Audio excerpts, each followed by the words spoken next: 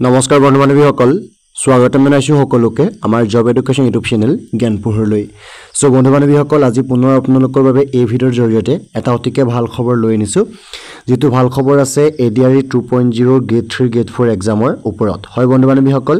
যোৱা কেইমাহমানৰ আগতে আমাৰ যি এডিআৰই 2.0 গ্ৰেড 3 গ্ৰেড 4 এক্সামৰ ৰিজাল্ট মুকলি কৰিছিলে তাতে বহুতো ক্যান্ডিডেট যেহেতু পাস হৈছে 1:2 হিচাপে সো এতিয়া তেওঁলোকৰ যিখিনি আমাৰ গ্ৰেড 3 স্কিল টেষ্ট বা আপোনালোকৰ কম্পিউটাৰ টেষ্ট আছে আৰু যিসকল আমাৰ গ্ৰেড 4 ভাইভা টেষ্ট আছে তেওঁলোকৰ মৌখিক যেটো পৰীক্ষা আছে সেই পৰীক্ষাটো কেতিয়া হ'ব সেইখিনি তথ্য আমাৰ অসমৰ মুখ্যমন্ত্ৰী ডাঙৰীয়া তেখেতৰ ফেচবুক পেজৰ জৰিয়তে জনাইছে আৰু তেখেতে উল্লেখ কৰিছে যে জুন মাহতে এই পৰীক্ষাবিলাক অনুষ্ঠিত হ'ব গতিকে জুন মাহৰ কেতিয়াৰ পৰা আপোনালোকৰ এই পৰীক্ষাবিলাক অনুষ্ঠিত হ'ব আৰু কোট আপোনালোকৰ হ'ব সকলোখিনি জানিবৰ কাৰণে ভিডিঅ'টো সকলোকে চাই থাকিব অলপ স্কিপ নকৰিব আৰু যদি আপোনালোকৰ কোনোবা বন্ধুবৰ্গ এডিআৰই 2.0 গ্ৰেড 3 গ্ৰেড 4 ত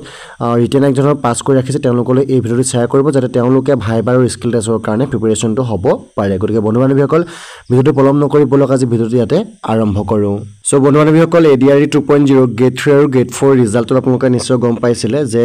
ৰিজাল্টটো তেওঁলোকে 1:2 হিচাপে ৰাখিছিলে আৰু বৰ্তমান সময়ত এতিয়া সেই 1:2 পদৰ কাৰণে যিসকলে ভাইভা বা স্কিল টেষ্ট দিবলৈ পাইছে তেওঁলোকৰ এক্সাম ডেটটো কেতিয়া হ'ব সেই কথাটো অসমৰ মুখ্যমন্ত্ৰী ডাঙৰীয়া এই যেটো ভিডিঅ' দেখা পাই আছে এই ভিডিঅ'ৰ জৰিয়তে তেওঁ ঘোষণা কৰিছে যে অহা জুন মাহৰ 15 তাৰিখৰ পৰা তেওঁলোকে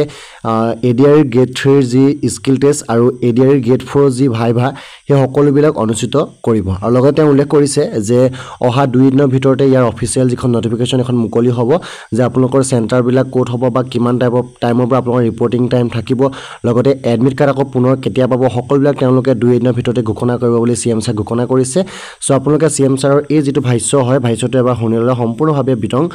গম পাব গতিকে আপোনালোকে পোনপ্ৰথমে হিমন্ত ছাৰৰ যেটো ভাষ্য আছে এই ভাষ্যটো এবাৰ শুনি লওক যে এডিআৰই বিশেষ কেইটামান পৰীক্ষা অনুষ্ঠিত হৈছিল প্ৰথম আছিল গ্ৰেড 3 ড্ৰাইভাৰ ষ্টেনো আৰু ইলেক্ট্ৰিচিয়ান অৰ্থাৎ এপিডিসিএলৰ কাৰণে আজি আমি সিদ্ধান্ত লৈছো যে গ্ৰেড 3 ৰ কাৰণে কম্পিউটাৰ টেষ্ট ড্ৰাইভাৰৰ কাৰণে ড্ৰাইভিং টেষ্ট ষ্টেনোৰ কাৰণে ষ্টেনোৰ ব্যৱহাৰিক টেষ্ট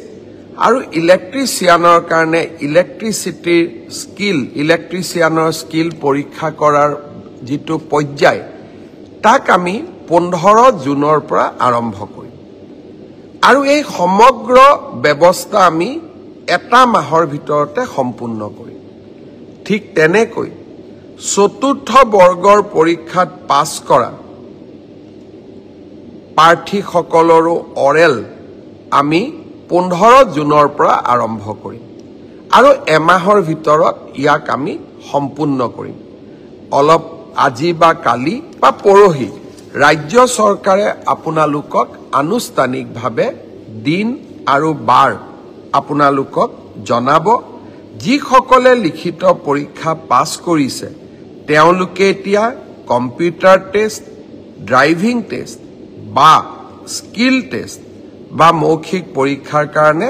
তেওঁলোকে যেন সাজু হয় 15 জুনৰ পৰা এই প্ৰক্ৰিয়া আমি আৰম্ভ